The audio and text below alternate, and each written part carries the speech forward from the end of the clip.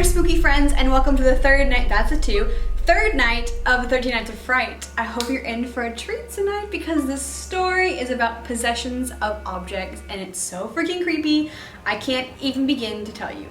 So, as I will always say in every video, these topics that I will be discussing might be a little bit triggering or too scary for some viewers, so if that is you, please proceed with caution. That's out of the way, we're good to go. Tonight's video is about none other than Robert the doll. You might know Robert as the inspiration for the Chucky movies. So, let us begin. Back in the late 1800s, early 1900s, there was a family called the Otto family. They moved to Key West in a house that is now known as the Artist's House. You can still find this house today. It's located at 534 Eaton Street. So if you ever go to Key West, check it out. Kind of creepy, not gonna lie. Now, the Otto family was known for treating their servants very badly, especially one in particular who was in charge of taking care of their son, Robert Eugene Otto. I couldn't find her name in any of my research, so let's just call her Maria, okay? So Maria was actually fired later on after getting caught practicing voodoo and black magic at the house. But right before she left, she gave Robert this doll. This doll was 3 feet tall, made of wood, and had hair on its head. Some people speculate that the hair on the doll's head was actually made from Robert's own hair. Robert and this doll became best friends. He was so obsessed with the doll that he actually stopped using the name Robert and gave the name Robert to the doll and started using his middle name, which was Eugene. He would take the doll every single place that he went. He even saved a seat at the dinner table for the doll and would feed it when his parents weren't looking. His parents thought it was really weird that he was so obsessed with his doll, but they didn't get creeped out until they heard him speaking to the doll in his room late at night and heard a low, whispery voice responding back to him. One night, Eugene's mom heard him screaming from his bedroom. She ran to go see what was wrong and could actually hear furniture being thrown around the room.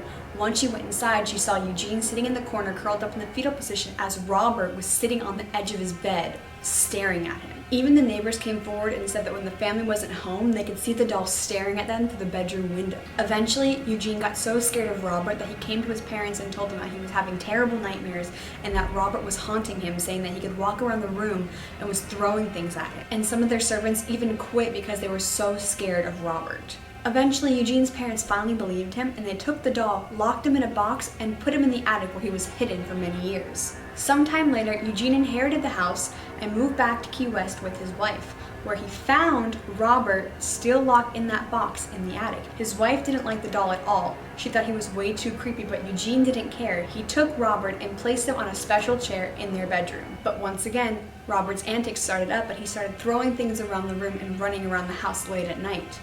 Eugene's wife was so scared that she made Eugene lock the doll back up in the attic. Some years passed and Eugene Otto finally died in 1972, and his wife ended up selling the house to a new family. This new family had a 10-year-old daughter, and what did they find in the attic? Of course, it's Robert the doll.